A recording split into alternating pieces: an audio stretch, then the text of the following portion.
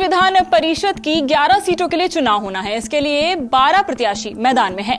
एक तरफ भारतीय जनता पार्टी यानी कि बीजेपी के नेतृत्व वाले राष्ट्रीय जनतांत्रिक गठबंधन एनडीए ने 9 प्रत्याशी उतारे, तो वहीं विपक्षी यानी कि इंडी ब्लॉक ने 3 उम्मीदवारों को खड़ा किया है। अब इस बीच एक बड़ा डर बना हुआ है और डर है क्रॉस वोटिंग का। जी हां, पर इससे कैसा डर, आखिर क्या होती है क्रॉस वोटिंग? चलिए मैं सुकन्या सिंह जादौन आपको इस वीडियो में समझाने वाली हूं।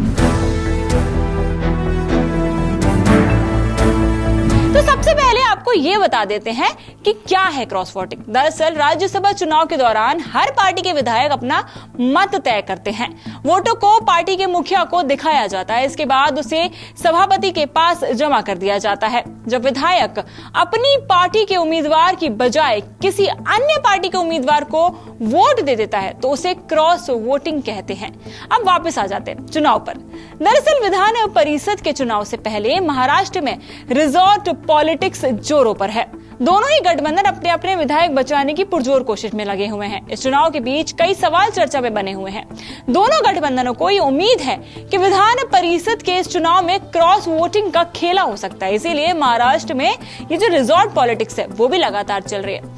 नंबर गेम में किसे कितने विधायक चाहिए।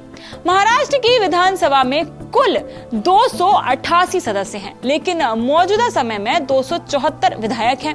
इस लिहाज से एक एमएलसी सीट को जीतने के लिए प्रथम वरीयता के आधार पर कम से कम 23 विधायकों का समर्थन चाहिए। एनडीए के पास बीजेपी 103, एनसीपी 40 और शिवसेना 37 विधायकों के अलावा अन्य छोटे दलों के साथ 203 विधायकों का समर्थन है। लेकिन उसे अपने सभी 9 उम्मीदवारों को जिताने के लिए 207 विधायकों का समर्थन चाहिए होगा। इस तरह 4 विधायक के अतिरिक्त वोटों का समर्थन जुटाना होगा। वहीं दूसरी तरफ इंडी गठबंधन के कांग्रेस, शिवसेना यूबीटी और एनसीपी एमएसपी के पास 65 विधायक हैं। इनमें अगर सपा और लेफ्ट के विधायकों को भी जोड़ लेते हैं तो 69 विधायक हो जाते हैं।